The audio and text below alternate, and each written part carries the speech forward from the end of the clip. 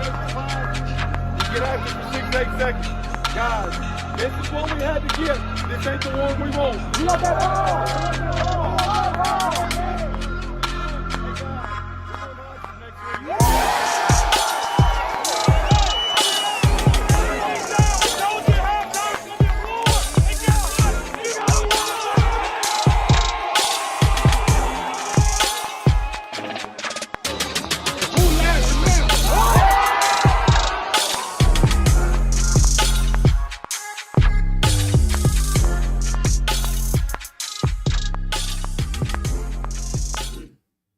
Hello, everyone. Welcome to another episode of the Laurel Leader Call Sports Show. We're back from hiatus. We're here enjoying a lot of sports. We may not have been doing the show, but we have definitely been keeping up with what's been going on locally.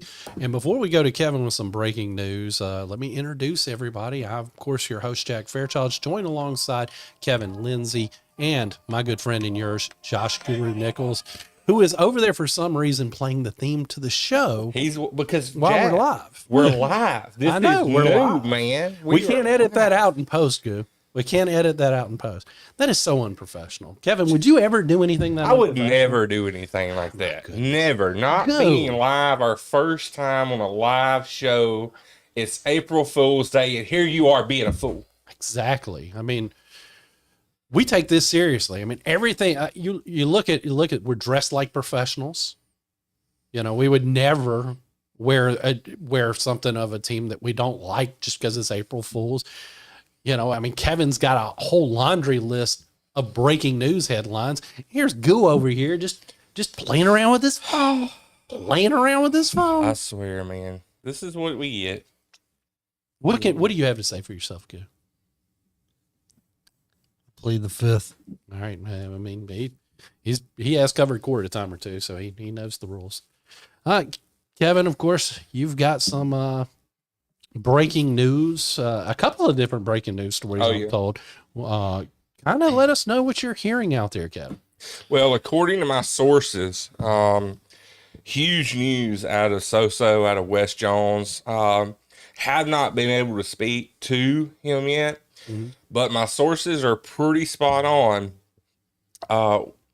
Trey Sutton, the head baseball coach at West Jones, appears to be the front runner for the Southern Miss Golden Eagles head coach job. Not this season, obviously, because Coach Oz is still there, but next year. Where's Coach Oz going? We don't know. We don't know where Coach Oz is going, but Uh-oh. Hello. Guru is getting a call. Now he's taking phone calls on live shows. When you're trying to give us serious news. Guru is getting a call. This is huge news, though. Replacement area. Uh-oh. Is this part of the breaking news? This is more breaking news. Okay. Well, we just wanted to make sure that was what it was going to be before we're live right now. I'm talking to you. We are live streaming. Put him on speaker. Come on. Okay. We are live streaming here. Wow. Guru, what have you heard? Wow. Ostrander. 7 figures. South Carolina. Uh-oh. Next season. Oh my goodness. Mm-hmm. South Carolina. Has that job even opened up yet? They already fired Maneri. Oh my goodness. You heard it here. Eagle Post will be on fire. So this connects with my sources today saying that Trey Sutton, former alumni, will be headed to Southern Miss. But the big news is I'm hearing the rumor, and again, these are sources that are close to the situation, that Trey has not only accepted the position for next year, but he's also hiring his staff out. Apparently, he's starting clean slate. I'm hearing that he's calling on Mason Strickland, the current South Jones head baseball coach. He is in line to be the lead water boy for the team. I think, it's obviously an upgrade for the South Jones baseball team if they can get him out of there, giving up a run last night against North Pike. You're such a huge fan of Mason Strickland. I hate to lose him in Ellisville, but it's an upgrade for those kids because they've got a lot of talent at South Jones. But the bigger news, too, I think, over even Mason, is Northeast Jones Hunter McKeever. He is in line to be the head bat boy. at Southern Miss. Now, that is a huge loss for the Northeast Jones Tigers, but a head bat boy. That doesn't. I'm not sure. I understand why he'd leave for that. I can understand Mason. I don't know why Hunter'd leave for a bat boy position. I mean, you never know. You never know. But that's what I'm hearing. Obviously, Trey going to get his staff selected and all that. Yeah, we don't know. Do you have any other? Your phone not ringing again? No additional context to add to any of the stories? That No, I just, other sources close to the situation are saying that there's kind of already a little bit of an upheaval between Strick and McKeever on who actually is going to be the water boy, and I guess only time will tell. Maybe they'll have 2 water boys. You can't. That would be some high quality H2O.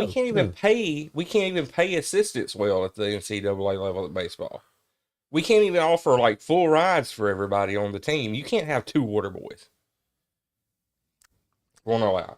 My vote is for McKeever. You think he'd be a better water boy than bat boy? He might could do double duty, but then where do you put Mason? Bullpen catcher? Bullpen catcher maybe. Is what it is. Is what it is. Any other breaking news you got over there? That's all I've got today. I have heard rumors, don't know, about the Jones County schools consolidating to make an 8A program. We have 7As now, and Mississippi wants to go up to like 12A, and possibly we could have an 8A program. And I've heard those rumors. Yeah, hear the Brave Tiger Mustang. Super team is what I've been heard floating around. Super team. And again, that's something that I know Guru has been doing some investigations into himself. Guru, have you been able to find out anything more on the creation of the super team here in Jones County? Well, our local superintendent, J.R. Bones, said that it's a done deal already. Coming probably for I think he said 2028, 2029 school year, because they got to, figure out where they're going to build the new school. Probably going to put a halt on those new turf fields that were supposed to be coming, since they're going to be consolidating in just 2 years. I heard a rumor they're just going to build out there at Northeast Jones, since they're already putting that track out there. That's the rumor I heard. Be a lot of expansion. I mean, I guess you could go ahead and integrate the students while they're, adding on to the school, and put the ones that are easier to get to west, and then the others easier to get to south for the next school year before they go ahead and do that consolidation. There will be a couple of polls for students, alumni, to vote on in the next coming 18 months to select a mascot and school colors. So those are 2 things that'll be, highly contested. I just, My vote is I think we have rainbow colors, and we do a Brave Tigers thing. What if we do the rainbow? Why don't we just do a unicorn? Let's do a unicorn. Fighting unicorns. The Jones County Fighting Unicorns. Yeah. Is Laurel anywhere in this equation, or are they still going to be their own thing? From what, I don't know if Kevin has anything different, but from what I've been told, they'll still be R.H. Watkins. Yeah. Or they're actually going back to R.H. Watkins. Right, It's not going to be Laurel High anymore. Yeah. They're just rebranding as R.H. Watkins. They're going back School. to the Dragons. Yep. So, a lot of big, but not a big news. We also have our first ding dong of the week. Comes from Andy King. He's a Stringer graduate. He says Auburn sucks, and I'm just here to tell you, Andy, that I can read comments on the live stream, and we don't suck. Oh, yes. Goodness. Kevin, nothing else you want to add before we get into other ad? I will say this. Andy said, imagine if West Jones and Laurel consolidated, and the world's not ready for that. It's not. It's not. Anyway, people should know what day it is. It is April Fool's. And I can't keep this hypocrisy up and wear this godforsaken jersey through this whole show. You're not. I thought you were a White Sox fan. Never. Never. This was just part of the joke. Because it's April Fool's. He's pulling the Cubbies out. That's right. Just like everything else that was previously said, other than Auburn does not suck. Oh, wow. Yeah. Yeah, that was the only true statement. During Oh no, that. Maneri, he really did get fired. That wasn't. Yeah, true, that was too. true too. That was true. Don't worry though. Trey is not going anywhere. Mason's not going anywhere. Hunter Keever. McKeever's not going anywhere. Don't Now, worry. now here's the thing that Kevin's going to have to deal with. He's going to have to deal with McKeever and Strickland for, he promoted Trey to a head coach in a college. He made the others two water boy and bat boy. Look what color I'm wearing. I'm obviously biased. That's fair. That's fair. Oh, But then goodness. again, on a different note, like being like serious, and we've talked about this before, and we know the roadblocks that would be there. But I mean, honestly, folks, if you would put all the things from way back when, I mean, I know all three Jones County schools opened in 1965.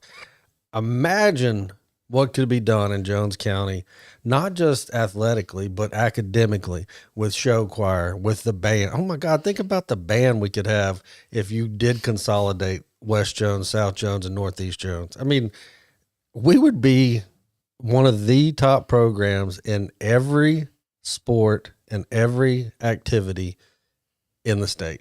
Without a doubt. Without a doubt. I mean, just imagine they could go play, football games against Florida schools, open up, have a home and home with one of them, maybe IHG Academy, one of the California schools. I mean, because when you're putting all your money into just one school now, instead of having to spread it 3 different ways, man, it would be, it really would be cool. Mm-hmm.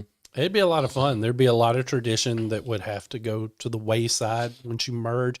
Some of it could maybe be incorporated in whatever new entity. But I think because of all that old tradition, that's the reason why we'll never see it happen unless it's forced upon them. A boy can wish, Jack. I hear you.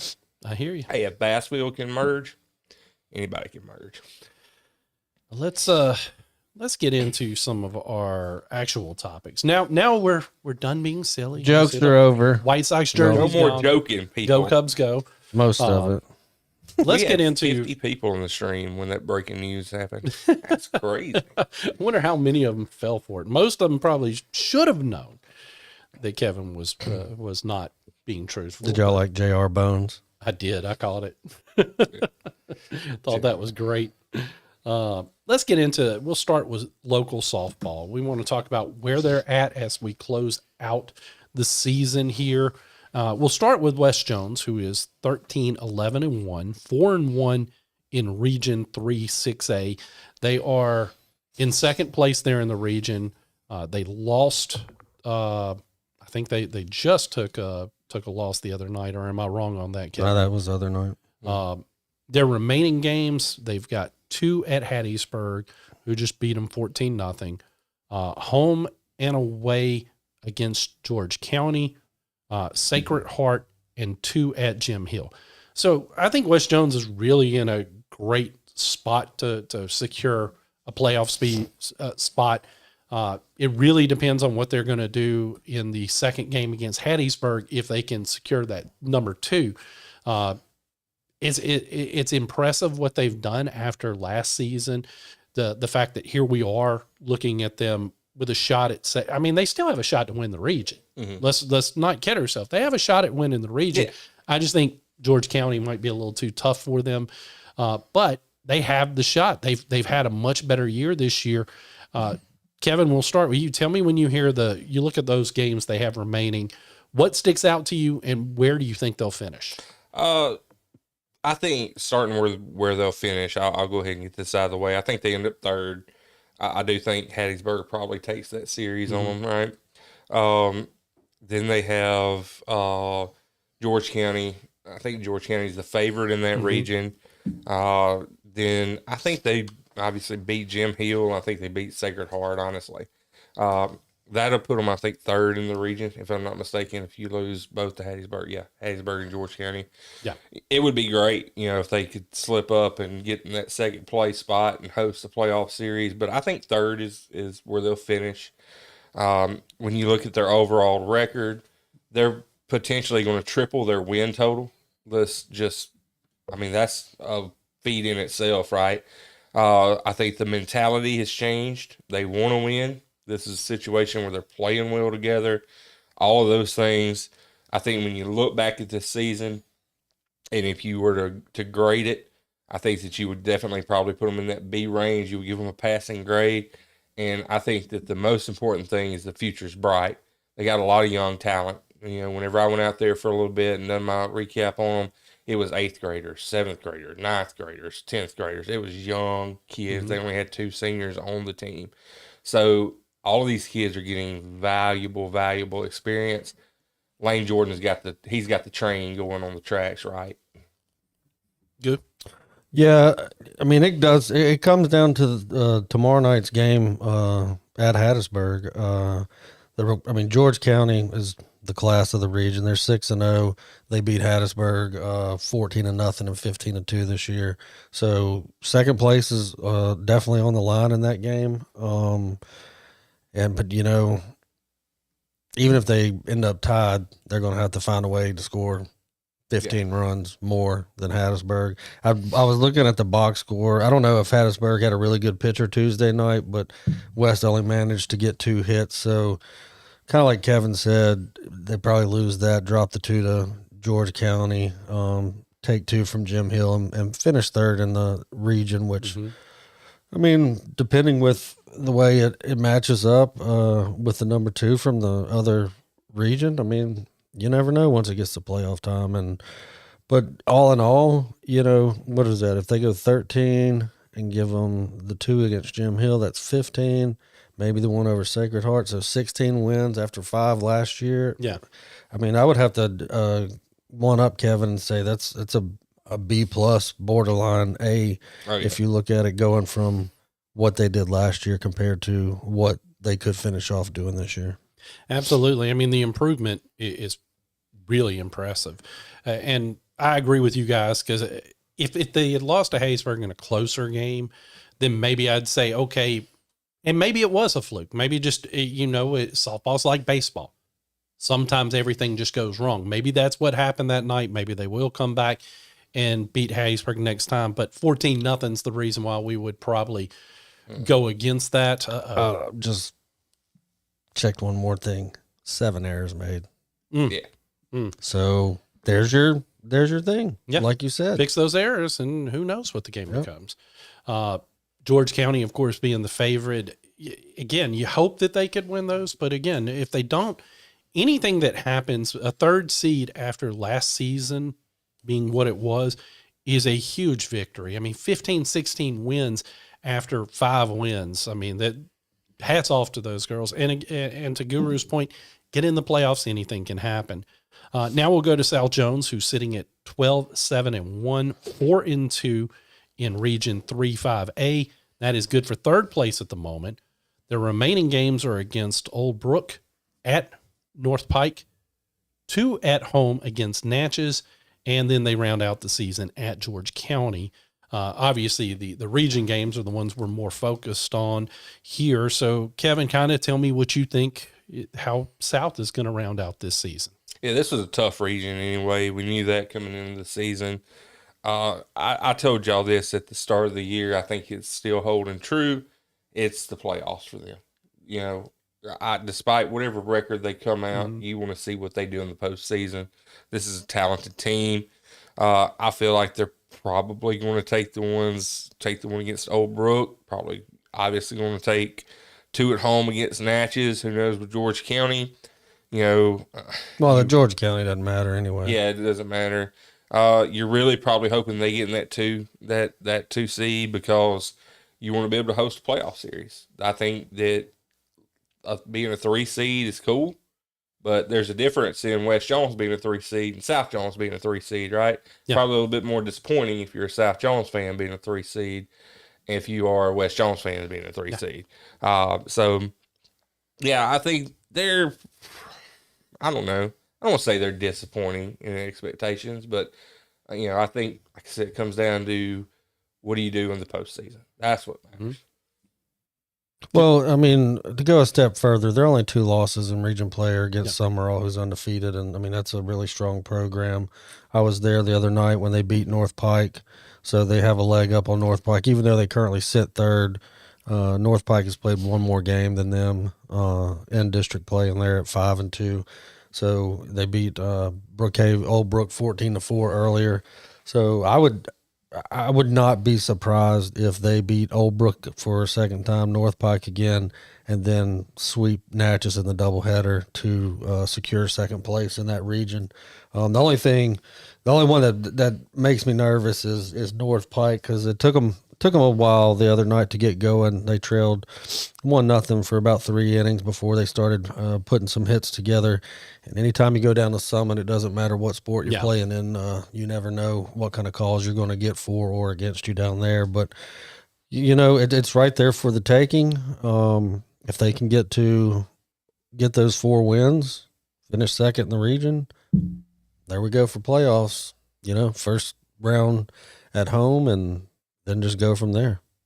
Absolutely. And I tend to agree with Guru that the games they have remaining are very winnable.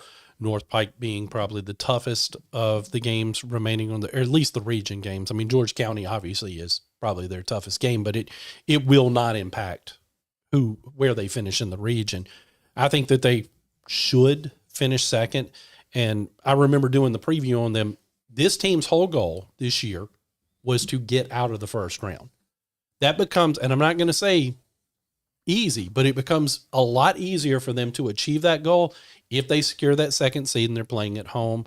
I think they know what their task is, and I think that they have that goal in mind after several seasons of falling short in the first round.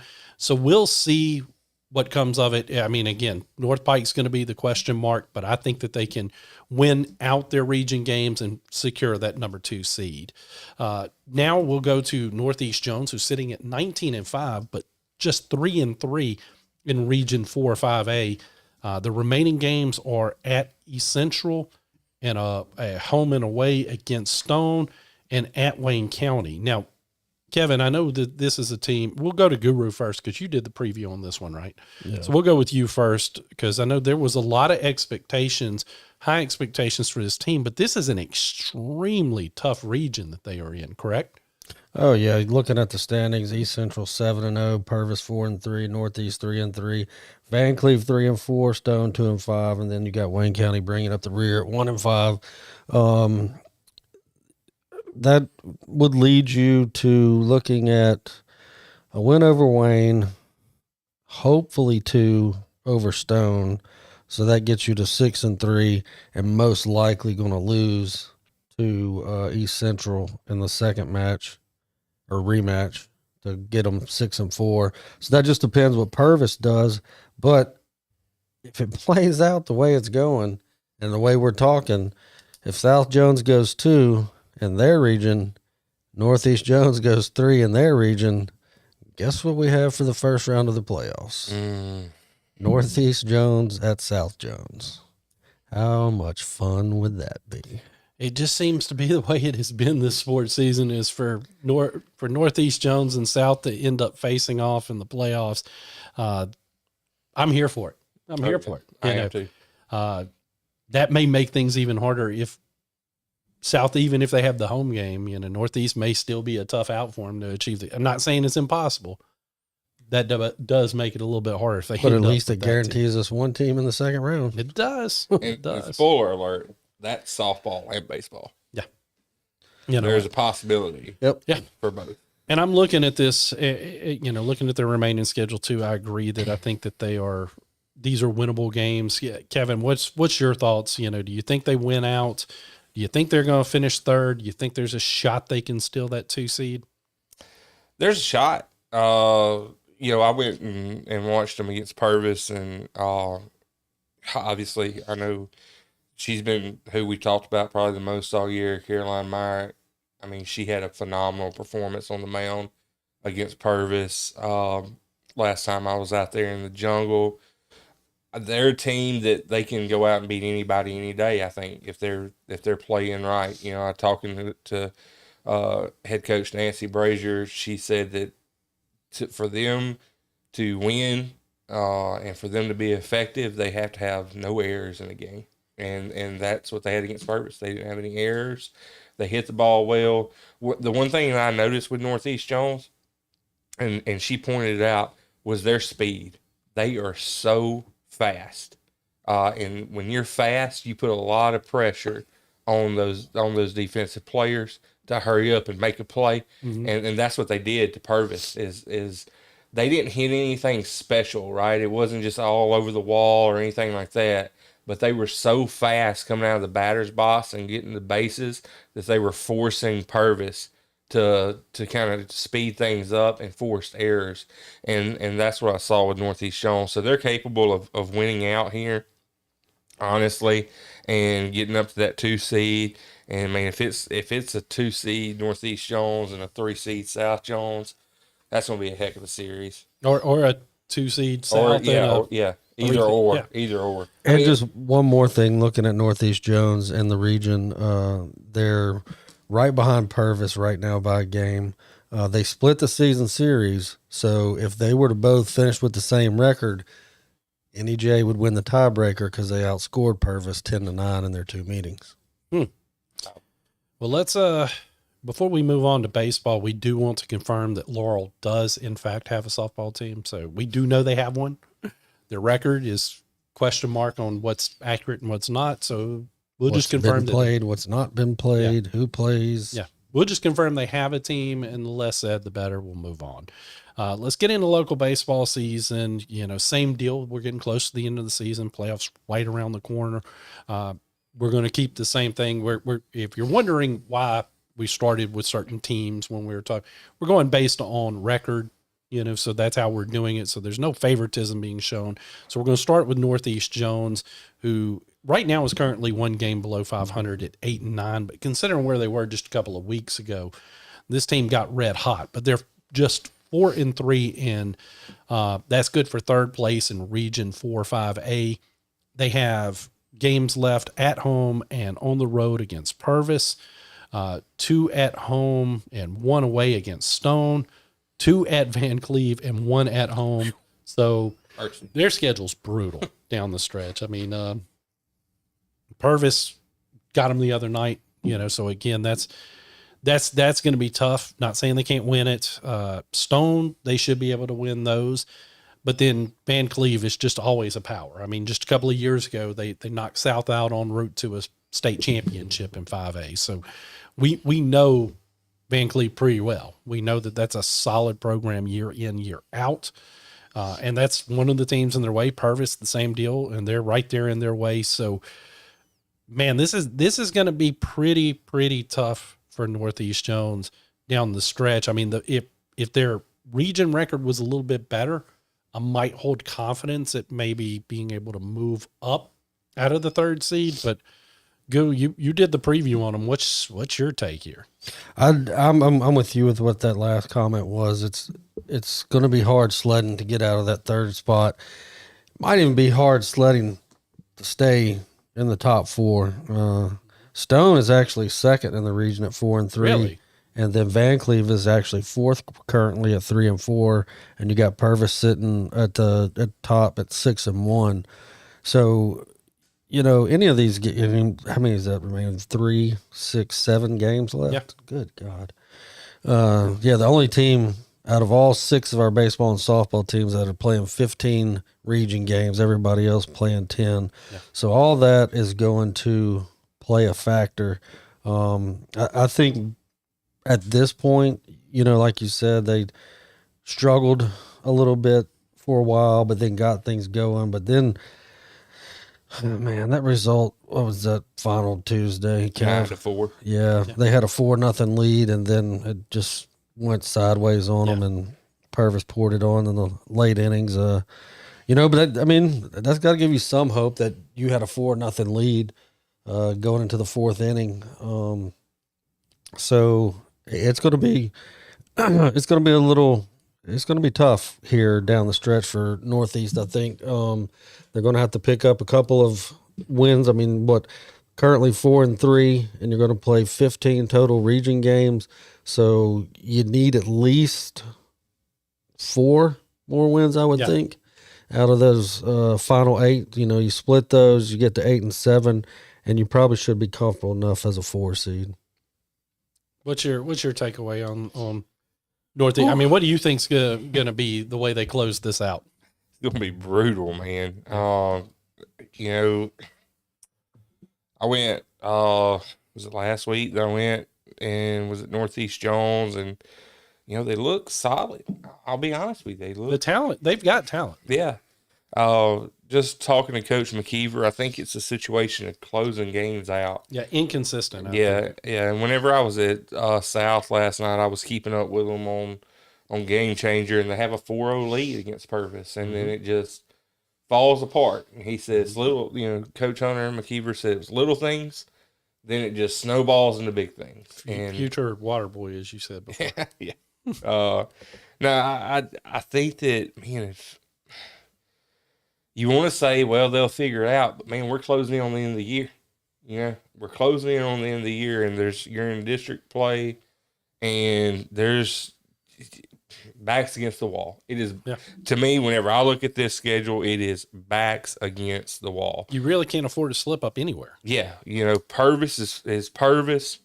Van Cleve is Van Cleve. Stone, they have a knack of sneaking up on people. This is a backs against the wall back half of the schedule. See what you're made of. Grind out some wins and get in the playoffs, and then whatever happens, happens. All right, yes or no question to both of you. Do they make the playoffs? Guru, starting with you. Yes.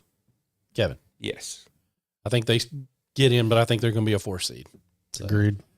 now let's go to West Jones. West Jones is currently sitting at 10-9, 6-1 in Region 3 6A action. That's good for second place there. They've got games left at George County. George County just beat them yesterday 6-0. They have a home and away at Hattiesburg. They play West Lauderdale and Columbia. So again, we're mainly focused on these region games. They dropped that game against George County, who is leading the region currently. So I hope that maybe they can find something. But again, that's such a tough place to play at. You really would have felt better about things if you had taken the first game there at your house. But when you drop, I thought they were on the road. Were they on the road? Yeah, they were on the road. Yeah, they were. Okay. I'm covering them Thursday night. Okay. And then I had that. Then I do feel a little better. If that was on the road, then maybe you got the hiccup game out of the way. So thanks for that correction. But still, I mean, 6-0 is still 6-0. But how many times have we seen a team blast another team, then come back the next day and blast that team themselves? This team has proven to be very resilient after starting 0-6 to start the season. They came back red hot. So this is a team that knows how to win games. Mm-hmm. And I think that that's important down the stretch.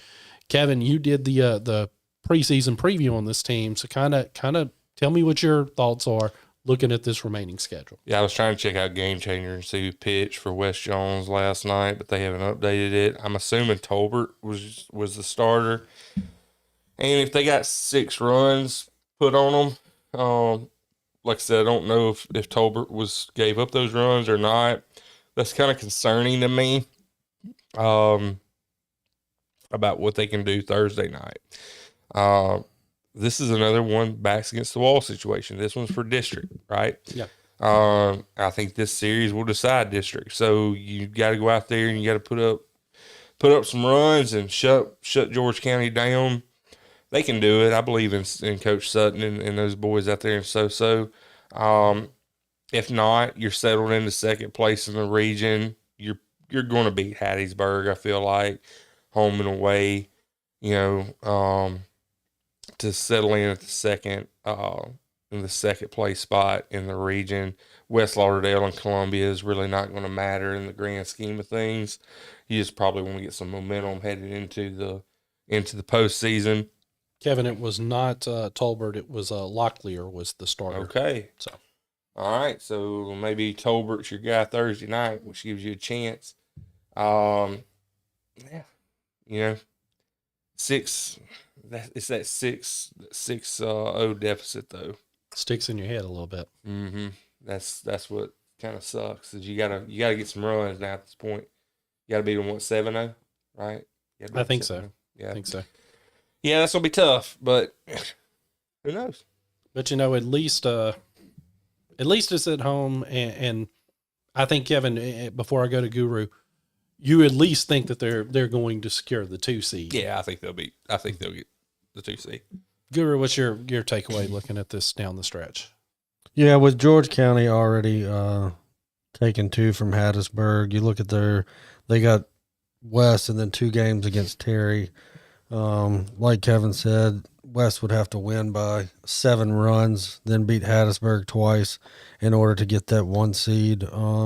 Not saying that it can't happen with the game being out there in Soso tomorrow night against George County. I think they're going to put up a better fight and likely have Talbert on the mound for that one. I expect a closer game.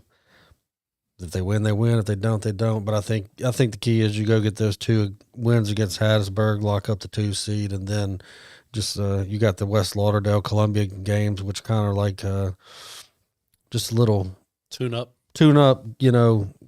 Get a few younger guys in for a couple of ABs and some time in the field a little bit just to get ready for that playoff push. But finishing second in the region still gives you a first round home playoff series, so there's nothing wrong with that. And it's still a very, very tough region, so again, you got to factor in those things. I think a 2 seed, especially after an 0-6 start to the season. I know that didn't include region play, but it's real easy for, especially when you're dealing with kids, for them to pack it in when they've just lost that many games in a row. It's so easy for them to say, you know what, this season's lost. They didn't. They're in line for a second place. If they get a little bit of luck, maybe a 1 seed, but most likely a 2 seed. So we'll see. Now we'll go to South Jones, who is currently 14-5 and sitting at 7-0 in Region 3-5A, tied for first with one of the teams they've got left on their schedule. So this is going to be good, folks. I mean, again, South Jones lost so much. This is fitting, too, because South Jones head coach Mason Strickland just commented he's watching this right now. I wonder if you definitely want to keep an eye on this segment. I wonder if he's going to comment on the fact that you said that he was not qualified to be a water boy. He said, "Watch what you say," which tells me he hasn't watched the start of the show. Yeah, Coach. I think you tuned in a little late on this one because Kevin has not been watching what he says. We're reviewing your team now. 14-5, 7-0 in the region. This team again. Yeah, I think we were a little surprised, but not totally surprised because again, we know that some of the teams in the region they definitely were going to be able to take advantage of. But this team hadn't just beaten region. They hadn't just won region games. They won against some competitive teams. So we know that this is a good ball club. I mean, I think the Johnson brothers are stars for sure. They're finding other stars on this team as they go. They're doing it a lot different than last year's team. They're not going out with a bunch of long balls. They're playing a lot more small ball, which is what Coach Strickland told me in the preview time that they were trying to forge their own identity, and I think they have. With the games left, they go to North Pike. Then they have the home and away with Summerall, which will be that will decide the region. We'll just go ahead and say it. Then they close out at Stringer and and host Enterprise. So they close out with a couple of tune-up games as well. It all comes down to Summerall, folks. I mean, I think every game, I think North Pike, they know they can beat. It is still tough because it is a trip up there, as Guru talked about before. Summerall's a power. They're a power. But, I mean, again, I said it before. You give me a series and you have those two Johnson boys as pitching in 2 games, man, I like your chances. I'm not going to say it's a guarantee, but I like your shot because those boys have both looked really, really solid on the mound. Kevin, what do you think? Again, this is your best friend, your BFF, Mason Strickland's team. So go ahead and tell us what you think. No, in all seriousness, with watching South Jones last night, Walker Johnson, he is not. I don't want to compare him because I think that's unfair, but I'm going to do it. He's not a Dylan Causey type pitcher, if that makes sense. Yeah. But man, he knows where he wants to put the ball, and he puts it there.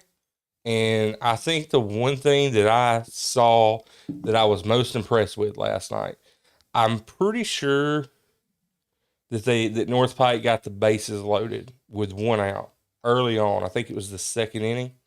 And Mason had to walk out there and rally the troops. And let me tell you something. When he walked off the mound, Walker went fastball, fastball, fastball. And it was strike, strike, strike. And there wasn't nobody hitting that ball. And he got out of that situation so fast and with so much ease. I mean, that was one of those where I just sat there and just kind of enjoyed watching a pitcher do his thing. That was super impressive. And another thing that I saw with South Jones was the play from their sophomores. This team, they may not win it all this year, but in 2 years, mercy. Yeah. This is going to be a team that they're going to be really, really good. And I understand they've got some pretty good 8th graders and freshmen waiting in the lurch for that. So, yeah, I mean, that's the one thing I saw is the future is bright at South Jones. But looking ahead this season, I asked Mason about it last night. He gave me the coach speak answer of we're just one game at a time. We're going to go beat North Pike. He says that a lot. I Yeah, we're going to go beat North Pike, and then we'll worry about Summerall. You can't fool me. I tried to trap you. I know you got the USM media training. Y'all are looking at that Summerall series. I know they are. I know they've got it circled. Being honest, how could you not? And really and truly, I want to see it. I want to see what happens because, you know, I'm not trying to glaze Summerall, but I think around here they're the standard of a baseball team in the South of just what they do and how they run things as a program. So it'll be interesting. Can they win the region? I wouldn't put it past South. They're young. That's the one thing about young kids is they resilient. Yeah, they're young, but they still got 8 seniors, even though those 8 seniors weren't. Yeah. Only a couple of them may have been contributors in last year's team. There's still 8 seniors that have been part of the program for 4 years. And they don't, I mean, honestly, look, most of these 8th graders, they don't care what Summerall's done the past 10 years, 5 years. They don't care. No. They wouldn't. They was out playing T-ball whenever Summerall was, building their dynasty. They don't give a rip. So, yeah, I mean, they could win this region. Wayne County, they should beat them. They should beat Stone. I'm looking at the wrong one. They should beat Stringer. They should beat Enterprise. No problem. Those games really don't matter. It's all looking at Summerall. Cool.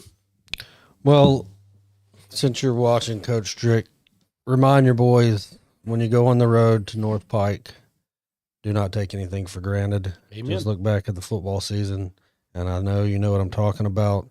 That game is very important because if they were to stumble there, then you have to sweep Summerall. And not saying that it can't be done, but it just makes your job even tougher. North Pike first, then we worry about Summerall next week. You know what's crazy is Summerall 7-0 outscored their region opponents 91-0, but South is no slouch. They're 7-0 and have outscored region opponents 83-4. So let's just get past North Pike and then worry with Summerall, which should be 2 very highly competitive games. Will be really exciting. And, you know, you talk about the greatness of Summerall for such a long period of time. I was just looking at their schedule, 18-3 overall, but what's interesting, they dropped one to Pedal to start the season, but less than a month ago, you know who their 3rd loss of the year was to? Mize. Yeah, Mize is legit. I'm not saying that they're not, but the difference in classification, you would think. Especially with the pedigree of Summerall. Correct. You would not think. Correct. So, I mean, that could bode well for South. And if they were able to take the region, and we've already said Northeast is going to likely finish 4th, and if South Jones can finish 1st, we could have a double dip in softball, baseball. Triple dip, softball, baseball. 4 times because we had basketball, we had soccer. So again, it'll be 4 times in 4 different sports that we will see that matchup in the playoffs. Just crazy. Would be crazy. But, like I said, take care of North Pike tomorrow night. Get ready for that huge 2-game stretch against Summerall next week, and let's let the chips fall where they may. All right, prediction. Are they gonna take the region, or are they going to finish second? What's your prediction there, Kevin? I think they're going to finish second in the region. Guru. I think they're going to finish second in the region by run differential. So they're going to split. They're going to split. I think they split. I think they're going to split, and I think they win the region on run differential. I think that they will win by maybe one more point and be able to win it. So if they win the region, I'm bringing the whole team ice cream. You heard it there, Coach. You're watching. You're getting ice cream, boys. You're watching. What kind? Ice cream. Whatever they want. I mean, Ice is cream there anything sandwiches? better than the Nutty Bar, bro? Choco Taco? Choco tacos are good. Those are a little They are expensive for a newspaper Yeah, man. that's true. Unless you get the minis. Now, of course, Laurel allegedly has a team, but we've found no real evidence of them actually having a team. So, again, same as their softball team, Les said, we'll just move on from that. Let's talk about the NCAA tournament. That wasn't an April Fool's joke. No, either. it was not. Guru tried to do a preview on the Laurel baseball team, and he did not find evidence of life, so we moved on. Let's talk about Hey, but still, great coverage and a great year by the Lady Tornado basketball team. So, that covered them for the rest of the year. It should. Anyway, we've gone on too much. Let's move on to the NCAA tournament talk. Guru has already officially won the office bracket. No wild card? Why don't you just never know. why don't you be patient? man. Why don't you be patient? This is normally the transition. Why don't you be patient? Just wait. Guru has already won the office bracket before we even got to the Final Four, because I was the last person with a legitimate shot at beating. I actually had more points available to me going into the Elite Eight than Guru did, but unfortunately I had Duke winning the championship, and because Boozer couldn't hold on to the ball. Well, tell the head coach to tell him not to pass. Well, the head coach should know better, because that was a stupid decision. Every basketball coach I know says you take the foul right there. You don't force it. So beautiful. So yeah, UConn, what an amazing shot too. I mean, UConn, team of destiny right there. Let me just ask the question before we get into any picks here. Are we excited about this Final Four? I mean, UConn versus Illinois seems like a fresh matchup. Michigan versus Arizona, that can be fun. So, I mean, are you, Kevin, excited about the Final Four? Nope. No? Why? Guru is. I already know the answer. Nothing to be excited about. Guru, are you excited about the Final Four? I'm watching all of it. Mm-hmm. Of course, Watching both games Saturday, and then the championship on Monday. I don't care who's playing in which game. Gotcha. Well, let's before we get into, there is one thing. Even though I won the bracket, Mhm. you and Murph are still fighting it out for second place. we are. What did Kevin do in the bracket? Was he competitive? What about Jim? Were they Jim was actually competitive down the stretch, but he had a mishap, the same mishap that Kevin had. watch this. This is the man that gives y'all's bonuses. Kevin. Ironic that both of them had the same two teams in the championship game, Gonzaga and Florida. Just different champions. Just different champions. And yeah, Kevin tapped out pretty early. Yeah. Kevin has had the fewest points available to him since the second round or since the first round, or maybe the second round. I don't remember. My bracket got busted while I was in Alabama, boys. I didn't care. I was listening to Springsteen live. I don't care. Kevin's bracket looked pretty terrible. He has already crumbled it up and thrown it away. I did okay until the Elite Eight. Murph has done fairly good until the Elite Eight. Guru still has his champion left. You still have two teams in the Final Four of your picks, or is it just Arizona all you have left? I think it's just Arizona, but that's also who Murph picked for his champion, so that's the only way he can knock you out of second. Yeah, well, I mean, I've got Arizona going to the championship, so. Yeah, but then he can jump you if they. Oh yeah, if they win it, he does. I'm painfully aware of that, but at least I'm not in last place. And I tell you, the main reason I actually am excited about this is because somehow I lucked up, and in one of my ESPN brackets, I did pick this Final Four. Really? Yes. So you got this Final Four.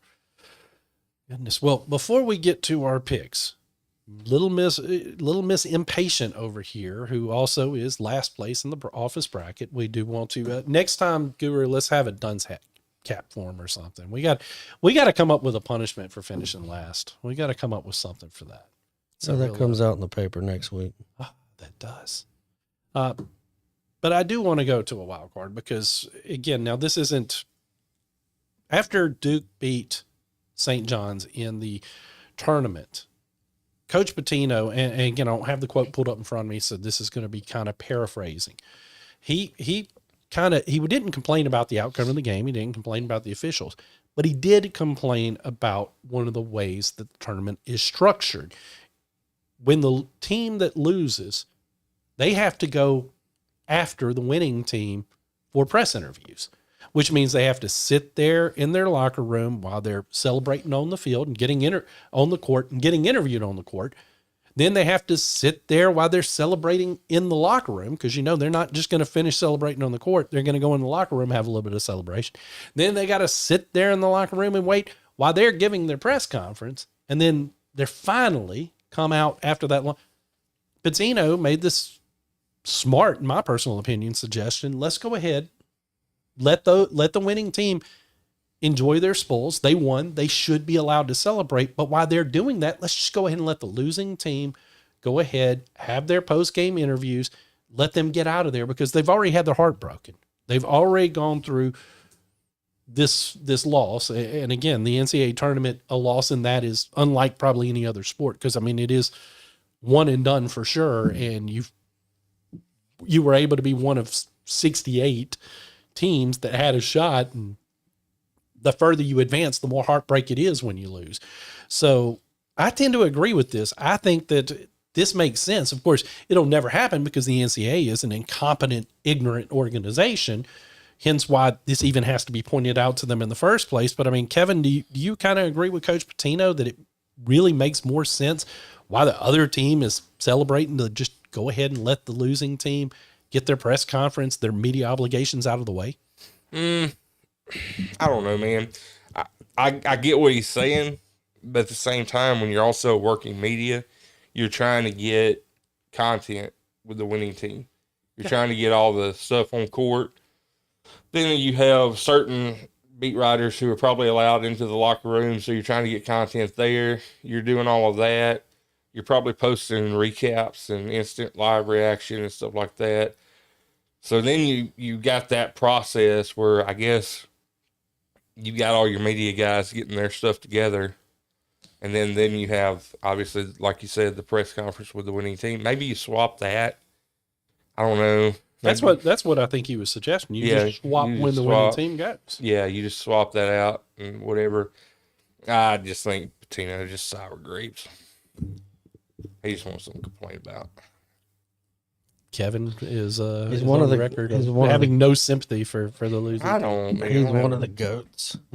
No, I can see it from both sides, especially working in the media business, and Kevin and I were there when the Laurel girls won the state championship in basketball this year, and even on the high school level, we know what it's like. Would we wait like 5 minutes probably? At least a half hour before we were able to get head coach Sherry Cooley from Laurel to interview her. And it was because she was being interviewed by the entity that was broadcasting the game. Get it? I understand where Coach Pitino's coming from because, like Jack said, you're there. It's a Sweet 16. You're one of 16 left, and you lose in a tight game like that, in the final seconds. And, at that point, the guys just want to go home. They just want to get back to the hotel or wherever they're headed to next and get done with it. But then, like Kevin said, because this isn't media coverage from 25 years ago when, a team like just St. John's in general, we'll just use them, might have 12 freaking media members there covering them, where they can have guys doing this and this and this. I mean, sometimes it's even for a major basketball program, there's no more than like 3 of us covering. And, with all the on-court stuff that you got to cover, I get that. And just because, I might be there covering Duke, there's a high probability I'm going to go into Pitino's press conference afterwards to take something he said to add to my post-game story. But I think you can compromise. Once you get the losing team, or the winning team to the locker room, once they're in there, once they've left the court, then let's start the interview for the losing team.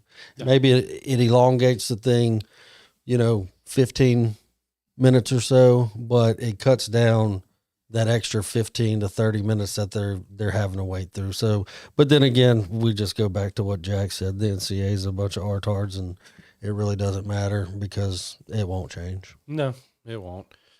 Well, now it's that time, folks, where we will pick our winners in the Final Four and our champion.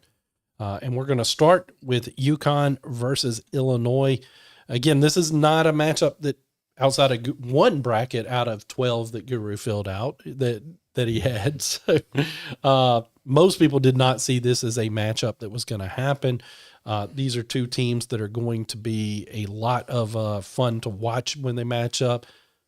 Man, I think UConn's kind of a team of destiny after that shot. I mean, yeah, it might have been a fluke that they got the ball, but man, that was ice in his veins, and he drilled that shot from way downtown. Give me the Huskies to get to the championship. And then when it comes to Michigan and Arizona, these 2 teams are just going to battle. It's going to be a tough game. Arizona's looked really good, but Purdue showed some flaws and opened the door against them. I mean, so it's a tough one to pick. But man, Arizona's just top to bottom looked the best in this tournament. So give me the Wildcats. And in the championship, UConn's going to keep it close. They're going to play Arizona tough, but I think Guru and I think I'm going to finish third in our office pool because I think the Wildcats are going to take it home. So, Kevin, you're next. Yeah, and this one, I'm going to make mine simple. I'm picking UConn over Illinois in that game. And then Michigan, Arizona. I told y'all off air, I think this could go down as the best Michigan team ever. I'm taking Michigan. And in the championship, I'm taking Michigan. But in my heart of hearts, I do not want Michigan to win. I will not reveal who I want to win. Real quick, I wanted to make sure, because I didn't want to ignore him. Landon Poole said he would rather watch paint dry than Michigan win another game. March Sadness. Hashtag March Sadness. And you can answer this, Guru, with your picks. He said, does Guru still have his Loyola Chicago shirt? And he also said UConn over Arizona. Dan Hurley is him. John Landon, I do not still own my proud Loyola Chicago shirt. Can't believe you remember that. Thanks for the shout out. Thanks for tuning in. Holler at me next time you get back to the Free State. Boil some crawfish. Have a few natties, Both of these games sit at 1.5 point, and that tells you a lot. Yeah, they're going to be close. Should be. Going first, you talked about Purdue with Arizona. What impressed me there is though Purdue gave them a run for their money for a long part of the game, the way Arizona was just able to pull away late in the second half showed a lot of moxie. Michigan is a team that in my first bracket, which I always consider the first time I get the bracket, and whether I fill it out on my phone or on a piece of paper, that's the de facto one, because that's your initial thoughts. And you go through, and yes, you're trying to figure out this 11 seed or this 12 seed or who the upsets early are going to be. But it really doesn't matter, because number one, getting the champion right matters most. And I say that to say in my original first bracket, I had Michigan winning it all. And I think whoever wins that game is more than likely going to win it all. But since I do have that one bracket that has all four Final Four teams intact. I'm going to have to pick what I picked in that bracket. I have UConn over Illinois, Arizona over Michigan, and I'm going to stick with my office pool pick and take Arizona, the young cat, to cut down the nets. But I won't be surprised if any of these four teams win it all. I agree 100%. I mean, it's going to be fun. Unlike Kevin, who's not excited at all, Guru and I both obviously are. We're really excited and are going to be really looking into watching this play out over the weekend and then on Monday.